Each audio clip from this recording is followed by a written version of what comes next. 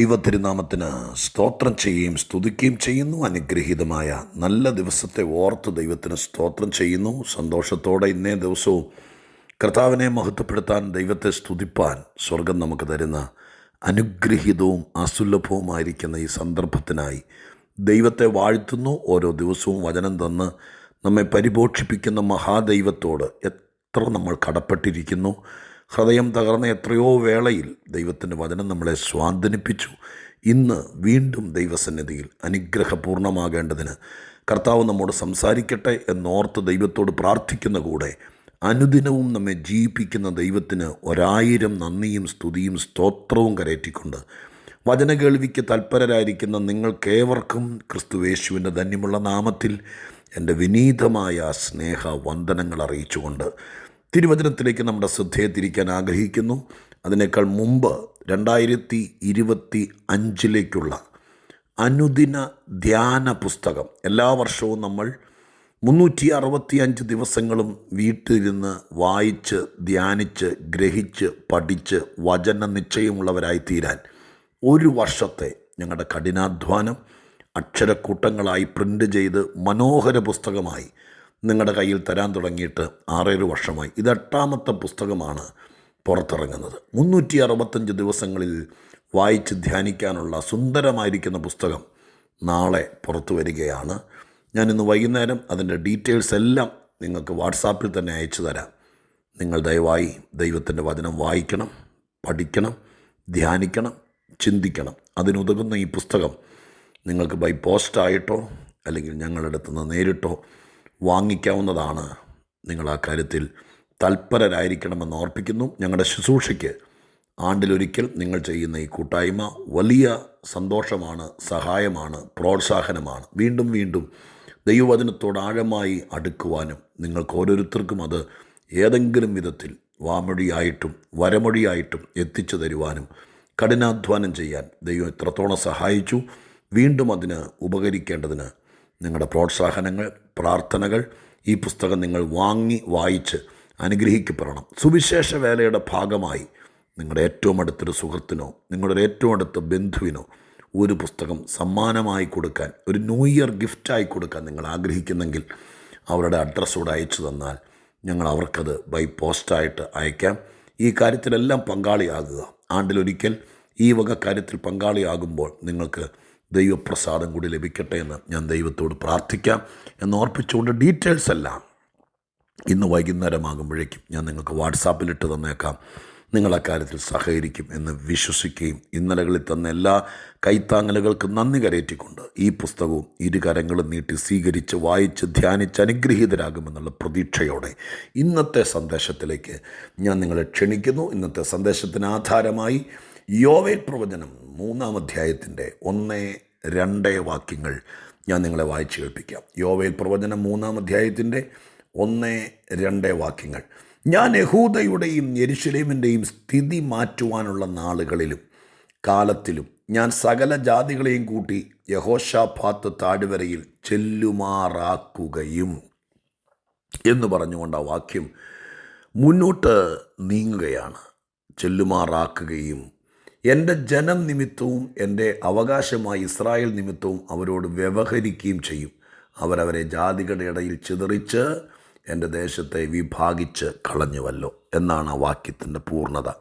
അതിൽ നിന്നും 1, 2, 3 പദങ്ങൾ മാത്രമാണ് ഇന്ന് നിങ്ങളുടെ ശ്രദ്ധയിലേക്ക് എത്തിക്കാൻ ഞാൻ ആഗ്രഹിക്കുന്നത്. ആ വാക്കുകൾ സസൂക്ഷ്മം പരിശോധിച്ചാൽ ഒരു കാര്യം മനസ്സിലാക്കുന്നു. യെരുശലേമിൻ്റെയും യഹൂദയുടെയും സ്ഥിതി ദൈവം മാറ്റാൻ പോകുകയാണ്. സ്ഥിതി മാറ്റുക എനിക്ക് വേദപുസ്തകത്തിൽ ഏറ്റവും ഇഷ്ടമുള്ള ഒരു പ്രയോഗമാണ്. ദൈവത്തിൻ്റെ സ്വഭാവത്തിൽ ഏറ്റവും ശ്രേഷ്ഠമായി ഞാൻ എണ്ണുന്ന എൻ്റെ ഭാഗങ്ങളിലൊന്നാണ് സ്ഥിതി മാറ്റുന്ന ദൈവം. ഏത് മനുഷ്യൻ്റെയും ഏത് കുടുംബത്തിൻ്റെയും എത്ര തകർന്നവൻ്റെയും സ്ഥിതി മാറ്റാൻ നമ്മുടെ ദൈവത്തെക്കാൾ സമർത്ഥനാരുമില്ല. നമ്മളൊക്കെ എത്രയോ പേരെ രക്ഷിക്കാൻ ഒരു കൈത്താങ്ങൽ കൊടുത്ത്, ഒരു കച്ചവടം തുടങ്ങാൻ കൈത്താങ്ങലോ, ഒരു കൊച്ചിനെ വിദേശത്ത് കൊണ്ടുപോകാനോ അല്ലെങ്കിൽ അവനെ ഒന്ന് ദൈവത്തോട് അടുപ്പിക്കാനൊക്കെ എന്തോരം ശ്രമം നടത്തിയാലും ചിലരൊന്നും രക്ഷപ്പെടിയല്ല. എന്നാൽ ദൈവം ഒരുത്തൻ്റെ സ്ഥിതി മാറ്റാൻ പ്ലാൻ ചെയ്താൽ ബൈബിളിൽ നിന്ന് അത് തന്നെ എത്ര പേരെ വേണമെങ്കിൽ എടുത്ത് കാണിക്കാം. ഒരുത്തൻ്റെ സ്ഥിതി മാറ്റാൻ സ്വർഗം പദ്ധതിയിട്ടാൽ ആർക്കതിനെ എതിർക്കാൻ പറ്റും? ആരതിനെ തടയും? യെരുശലേമിനെ കുപ്പക്കുന്നാക്കി തീർക്കാൻ ലോക സാമ്രാട്ടുക്കൾ സൈന്യസമേതം പരിവാര സമുന്നതം കയറി വന്നിട്ടും സ്വർഗം ഒരു തീരുമാനിച്ചു. കുറേ കാലത്തേക്കൊക്കെ പല ഘട്ടങ്ങളിൽ അതപ്പതിച്ച് യുദ്ധം കണ്ട രാജ്യമായി ദേശമായിട്ടൊക്കെ കടന്നുവെങ്കിലും ദൈവം തൻ്റെ ജനത്തിൻ്റെ സ്ഥിതി മാറ്റാൻ പദ്ധതിയിട്ടു. എന്നെ കേൾക്കുന്ന പ്രിയപ്പെട്ടവരെ, ഞാൻ ഒത്തിരി സന്തോഷത്തോടെ വാക്ക് പറയുക. നിങ്ങളെ നോക്കി, നിങ്ങളുടെ കുടുംബത്തെ നോക്കി, നിങ്ങളുടെ സാഹചര്യങ്ങളെ നോക്കി നാം വിശ്വസിക്കുന്ന, ഞാനീ പറയുന്ന സർവശക്തനായ ദൈവം, ആ ദൈവം നിങ്ങളുടെ സ്ഥിതി മാറ്റാൻ പോകുകയാണെന്ന് സ്വർഗത്തിലിരുന്ന് തീരുമാനിച്ചാൽ അതിൻ്റെ നടപടികൾ ദൈവം ആരംഭിച്ചിരിക്കും. ഞാനിങ്ങനെ ആശംസിക്കട്ടെ, 2025 നിങ്ങളുടെ സ്ഥിതി ദൈവം മാറ്റാൻ പദ്ധതിയിടുന്ന വർഷമായിരിക്കട്ടെ. ഏത് കാര്യത്തിലാണോ അത് സംഭവിക്കട്ടെ. ഇന്ന് 3 കാര്യങ്ങളാണ് ഇവിടെ പറയാൻ വേണ്ടി പ്രധാനമായിട്ട് ആഗ്രഹിക്കുന്നത്. എൻ്റെ ജനത്തിൻ്റെ സ്ഥിതി ഞാൻ മാറ്റുമെന്നുള്ളതാണ് ദൈവത്തിൻ്റെ ഏറ്റവും വലിയ അജണ്ട ഈ വാക്യത്തിനകത്ത്. അതിന് 3 കാര്യങ്ങൾ അവിടെ പറയുന്നു. സ്ഥിതി മാറ്റാനുള്ള നാള്, സ്ഥിതി മാറ്റാനുള്ള കാലം, സ്ഥിതി മാറ്റാനുള്ള സ്ഥലം. അങ്ങനെയാണല്ലോ വാക്കെഴുതിയിരിക്കുന്നത്. ഞാൻ എൻ്റെ ജനത്തിന് സ്ഥിതി മാറ്റുവാനുള്ള നാളുകളിലും കാലത്തിലും ഞാൻ സകല ജാതികളെയും കൂട്ടി യഹോശാഫാത്ത് താഴ്വരയിലേക്ക് ചെല്ലുമാറാക്കും. അപ്പം ഞാൻ 3 കാര്യങ്ങൾ ഈ സന്ദർഭത്തിൽ നടത്തി മാറ്റി ഇന്നത്തെ സന്ദേശത്തിന് വേണ്ടി പറയാം. സഹചരേ, ദൈവം ഒരു കുടുംബത്തിൻ്റെയോ ഒരു ജാതിയുടെയോ ഒരു വ്യക്തിയുടെയോ സ്ഥിതി മാറ്റാൻ പദ്ധതിയിട്ടാൽ അതിനൊരു കാലം ദൈവം നിശ്ചയിച്ചിട്ടുണ്ടാവും, ഒരു സമയം നിശ്ചയിച്ചിട്ടുണ്ടാവും, ഒരു സ്ഥലം നിശ്ചയിച്ചിട്ടുണ്ടാവും. ആ സ്ഥലത്തേക്ക് ഇവിടെ എഴുതിയിരിക്കുന്ന വാക്ക് കണ്ടോ? യഹോശാഫാത്ത് താഴ്വരയിലേക്ക് ചെന്നു എന്നല്ല, വരുത്തിയെന്നല്ല, ചെല്ലുമാറാക്കും എന്ന് എഴുതിയിരിക്കുന്നത്. ചെല്ലുമാറാക്കുക എന്ന വാക്കിൻ്റെ അർത്ഥം എന്താ? അവിടേക്ക് ചെന്നേ പറ്റൂ എന്നൊരു പരിസ്ഥിതി ദൈവമായ കർത്താവ് വരുത്തും. അല്ലെ ചെല്ലുമാറാക്കി എന്ന് പറയുന്നത്. ഇപ്പോൾ നമ്മളെ ഒരു മനുഷ്യൻ തീരുമാനിക്കുക കോടതി കയറ്റും, പോലീസ് സ്റ്റേഷനിൽ കയറ്റും എന്ന് തീരുമാനിച്ച് അയാളുടെ ഒരു കേസും കാര്യങ്ങളൊക്കെ തയ്യാറാക്കിയാൽ ഒരു സമൻസ് വന്നാൽ നമ്മളെ കോടതിയിൽ ചെല്ലുമാറാക്കി അങ്ങനെ സാഹചര്യം ഉണ്ടാക്കുക. അല്ലേ? ആശുപത്രി രോഗം നമ്മളെ ആശുപത്രിയിൽ പോകണമെന്ന് ആഗ്രഹിച്ചതല്ല, ആശുപത്രിയിൽ ചെല്ലുമാറാക്കിയതാ. രോഗം, പ്രയാസം, അപകടം എന്തുമാകട്ടെ. അപ്പോൾ സാഹചര്യമാണ് ഈ ചെല്ലുമാറാക്കി എന്ന വാക്കിന് അർത്ഥം കൊടുക്കുന്നത്. എന്നെ കേൾക്കുന്ന പ്രിയപ്പെട്ടവരെ, ദൈവം നിങ്ങളുടെ സ്ഥിതി മാറ്റാൻ സമയമാകുമ്പോൾ അതിന് പറ്റിയ ഒരു സ്ഥലത്തേക്ക് ദൈവം നിങ്ങളെ ചെല്ലുമാറാക്കും. ഞാൻ ഒരു പാസ്റ്ററാണല്ലോ, ഞാൻ എത്രയോ പേരെ കണ്ടിട്ടുണ്ടെന്നറിയാമോ? ഈ ആരാധനയും ദൈവാലയവും ഒന്നും വലിയ കാര്യമല്ല നടന്ന പല കക്ഷികളും. ഇവിടെ ആദ്യമൊക്കെ ഒറ്റയ്ക്ക് പ്രാർത്ഥനയ്ക്ക് വന്ന പല അമ്മമാരും സഹോദരിമാരും ഉണ്ട്. അവരുടെ വീട്ടിലുള്ളവരോ ഭർത്താക്കന്മാരൊന്നും ആ ഗേറ്റിങ് വരെയും കൊണ്ട് വിട്ടിട്ട് പോകും. ഇങ്ങോട്ട് കയറിയല്ല, ഒരു പ്രാർത്ഥന പോലും ഇരിക്കുകയില്ല. ചിലർ ഉടക്കി നിന്നിട്ടുണ്ട്. ഒളിച്ചും പാത്തും എത്രയോ പേര് ഞങ്ങളെപ്പോലുള്ള നടത്തിയ പ്രാർത്ഥനകളിൽ വന്നിട്ടുണ്ട്. പക്ഷെ അവരാരും ഇവിടെ കയറില്ല. പക്ഷെ കുറേ കഴിഞ്ഞപ്പോൾ ചില വിഷയങ്ങൾ വന്നപ്പോൾ അവരെ ദൈവസന്നിധിയിൽ വരുമാറാക്കി ദൈവം. അതിൻ്റെ അവസരം ദൈവമായിട്ട് ഉണ്ടാക്കുമെന്ന് ഞാൻ നിങ്ങളോട് പറയാം. നിങ്ങളെ മാനിക്കേണ്ട സ്ഥലം ദൈവസന്നിധിയാണെങ്കിൽ, അല്ലെങ്കിൽ ഒരു വിദേശ രാജ്യത്താണെങ്കിൽ, അവിടേക്ക് ഇന്ന് ഒരു സാധ്യതയില്ലെങ്കിലും ദൈവം അവിടെ ചെല്ലുമാറാക്കും.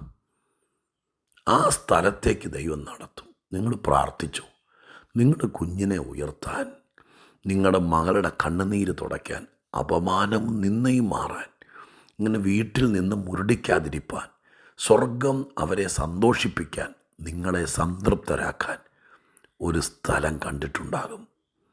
അവിടേക്ക് പോകാൻ ഒരു വഴിയില്ലാതെ, ഒരു കാശുമില്ലാതെ, ഒരു സാധ്യതയില്ലാതെ ഇന്ന് ഞാൻ പറയുന്ന ഡിസംബർ 25 കേൾക്കുമ്പോൾ അതായിരിക്കും സിറ്റുവേഷൻ.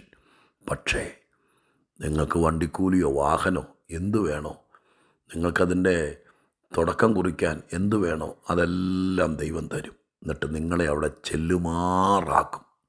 അതിനൊരു കാലമുണ്ട്, അതിനൊരു സമയമുണ്ട്. അത് ദൈവത്തിനെ അറിയത്തുള്ളൂ. ആ കാലം വരുമ്പോൾ, ആ സമയം വരുമ്പോൾ, എന്തിന്?